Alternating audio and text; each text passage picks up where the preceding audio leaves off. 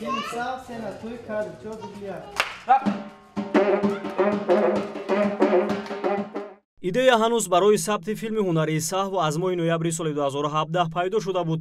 ҳамон замон гурӯҳи эҷодии муассисаи давлатии хатлон синамо барои мукаммал кардани филмномаи мазкур якмарон ба ҳам омаданд, то баҳри дӯстдорони синамо онро дар сатҳи ҳирфаӣ таҳия намоянд. дар ин давра барои интихоби ҳунармандон дар филм муассисаи мазкур кастинг гузаронид ва аз ин озмун танҳо 2 нафар тавонист рохати ҳунарнамоӣ дар филмро пайдо намояд.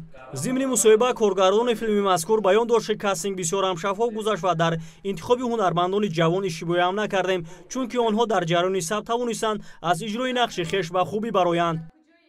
бо дастгириҳои асосгузори сулҳу ваҳдати миллӣ, пешрои муаззами миллат, президенти кишвар муҳтарам ҷаноби Болии Умари Раҳмон, соҳаи синамо дар рушд аст ва мо имрӯз ҷавонони умуман ҷавонони тамоми самте ки фаъолият мекунанд дастгирӣ карда истоданд. Ин боиси хурсандию сарфарозии мо ҷавонон аст. ва имрӯз дар доираи барномаи рушди кино барои соли 2018-2022 ки аз тарафи президенти кишвар қабул гардид, дар ҳамин доираи ҳамин барнома муассисаи давлатии вилоятии хатлон синамо таъсис ёфт. ҳамаи нафароне ки имрӯз дар муассиса фаъолият мекунанд, тамоми гурӯҳи эҷодӣ, гурӯҳи техникӣ, ҳама саргарми кори хеш ҳастанд ва қариб ки қисме аз онҳо нафароне ҳастанд ки касбӣ ҳастанд ба ҳамин соҳа. қисми дигар хуб як энергияи қавӣ қатъи омаданд то ин ки сухани худшона дошта бошанд ва чизе дар соҳаи синамо карда тавонанд. ва имрӯз ана ҳамон энергияи қавӣ ҳамонҳо аст ки рӯз то рӯз як муваффақият дар муассисаи мо ба чашм расида истодааст. аз фаъолияти муассисаи давлатии хатлон синамо наздикии 9 моҳ сипара мегардад ва дар ин марҳила тавонистанд онҳо 2 филмро таҳия намоянд. филми сав ки ҳоло сабти он ба анҷом расидааст. филми дигар асрори тақдир мебошад ки дар он ҳунармандони касбии тоҷик нақшофарӣ намуданд ва дар назар аст ки рӯзҳои наздик нахуснамоиши он тариқи телевизиони синамо пахш гардад. мо ҳолати фарзанди шуморо аз муоинаи тиббӣ гузарондем. чуноне ки муоинаи тиббӣ нишон дод, фарзанди шумо ба бемории нуқсони модарзодии дил гирифтор аст. дар айни ҳол ин гуна бемориҳоро дар хориҷи кишвар ба таври амалиёти ҷарроҳӣ табобат мекунанд.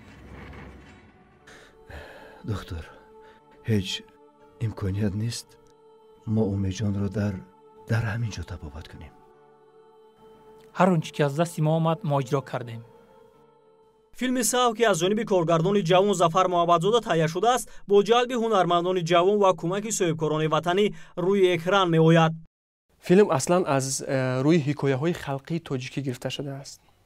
як қиссае дар ҳикояҳои халқии тоҷикӣ вуҷуд дошт ки мо ҳамина дар кадом як рӯзнома мутолиа карда будам. ҳамин идея дар зеҳни ман ҳамин хел ҷой гирифта буд. ҳамон ҳикояе ки кӯчак буд, мо гирифтем як сценарияи мукаммали филм сохтем.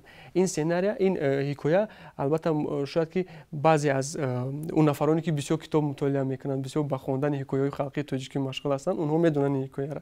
ҳамкории муассисаи давлатии хатлон синамо бо сухсинамо равнақ ёфта дар назар дошта шудааст, ки ба наздикӣ чандин филмҳои сухсинамо дар кинотолорҳои вилояти Хатлон ба намоиш гузошта шавад. инчунин дар ҳамбастагӣ ҳар ду муассиса тасмим гирифтанд, ки филми навиро ба навор гиранд. ҳамзамон бахшида ба соли рушди сайёҳӣ ва ҳунарҳои мардумӣ, муассиса аз гӯшаҳои назаррабои дёр лавҳаю роликҳои тарғиботиро барои ҷалби сайёҳон ба ватанамон пайваста таҳия менамояд. бахшида ба ҷашни 27-уми солгарди истиқлолияти давлатӣ, муассисаи давлатии хатлон синамо тасмим дорад, ки филми мустанадеро таҳия ва пешниҳоди бинандаҳо гардонад.